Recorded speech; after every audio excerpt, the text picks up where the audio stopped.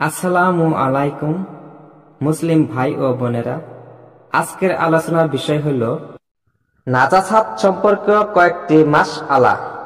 Number 1, শরীর ও জামা কাপড়ের নাপাকি দূর করতে হলে এমন ভাবে ধুইবে যাতে নাজাসাতের দাগ মিটে যায়। যদি প্রথম ধোয়ায় নাজাসাতের দাগ মিটে যায় তবে পরে আরো 2 বার ধৌত করতে হবে, অর্থাৎ দ্বিতীয় ধোয়ায় নাজাসাতের দাগ মিটে গেলে পরে আর একবার মাত্র ধৌত করা অতি উত্তম।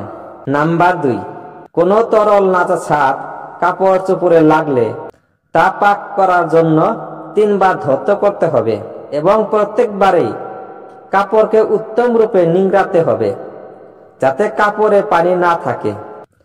পানি থাকা পর্যন্ত কাপড় পাক হবে না।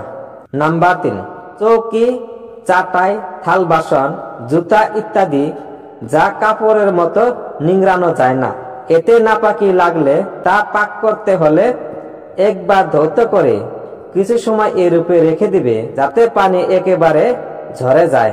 পানি পড়া বন্ধ হলে পুনরায় ধৌত করে ওই রূপে রেখে দেবে।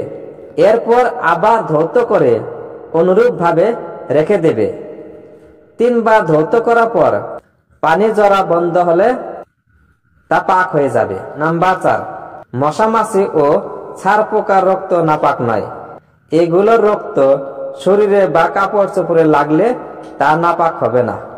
নাম্বার 5, কোন তৈলে নাজাসাত পড়লে নাপাক হয়ে গেছে, সে তৈল হাতের তালুর বিস্তার অপেক্ষা কম পরিমাণ কোন কাপড়ে লাগলে তা নিয়ে নামাজ পড়া জায়েজ হবে। কিন্তু তৈল তার চেয়ে বেশি পরিমাণ স্থানে লাগলে বা ছড়িয়ে পড়লে তা নিয়ে নামাজ পড়া জায়েজ হবে না, বরং ওই কাপড় ধৌত করা ওয়াজিব হবে। নাম্বার 6, চাকু, ছুরি, দা, বটি, আয়না, সোনা রূপার অলংকার অথবা তামা, পিতল ও লোহার কারুকার্যবিহীন আসবাবপত্রে নাপাকি লাগলে তা উত্তম রূপে মুছে ফেললে কিংবা মাটির দ্বারা মেসে নিলে পাক হবে। কারুকার্য খচিত আসবাবপত্রে নাপাকি লাগলে তা ধৌত না করলে পাক হবে না।